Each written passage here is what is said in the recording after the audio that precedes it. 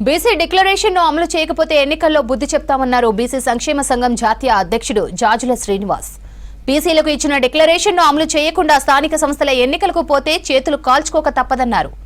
రాష్ట్రంలో 42% రిజర్వేషన్లు అమలు చేయాలని 2 కోట్ల మంది బీసీల తరపున డిమాండ్ చేస్తున్నామన్నారు జాజుల శ్రీనివాస్. తెలంగాణలోని 2 కోట్ల మంది బీసీల తరపున రాష్ట్ర ప్రభుత్వాన్ని డిమాండ్ చేస్తున్నాం, హెచ్చరిస్తున్నాం.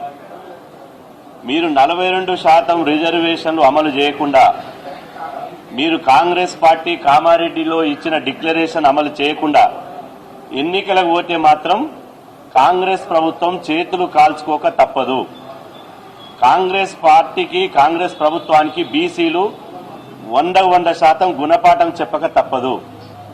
మీరు 18 నెలలు తెలంగాణ రాష్ట్ర ప్రభుత్వం, తెలంగాణలో కాంగ్రెస్ ప్రభుత్వం అధికారంలోకి వచ్చి 18 నెలలు గడిచింది.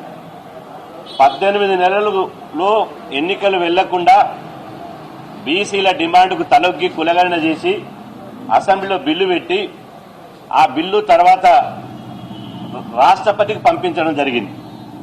రాష్ట్రపతి గారికి ఏప్రిల్ 11వ తేదీన ఇలా రాష్ట్రపతి గారికి పంపించడం జరిగింది.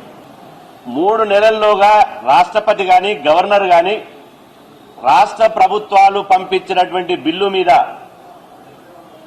వాళ్ళు నిర్ణయం తీసుకోవాలని చెప్పి ఇటీవల సుప్రీంకోర్టు ఒక తీర్పు ఇవ్వడం జరిగింది.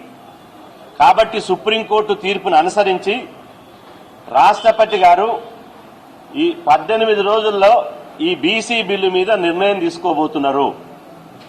నేను అందుకనే కాంగ్రెస్ ప్రభుత్వాన్ని అడుగుతున్నాం స్పష్టంగా, 18 నెలలు స్థానిక సంస్థలు ఎన్నికలు వెళ్లకుండా ఆగినోళ్లు 18 రోజులు ఆగలేరా అని నేను అడుగుతున్నా.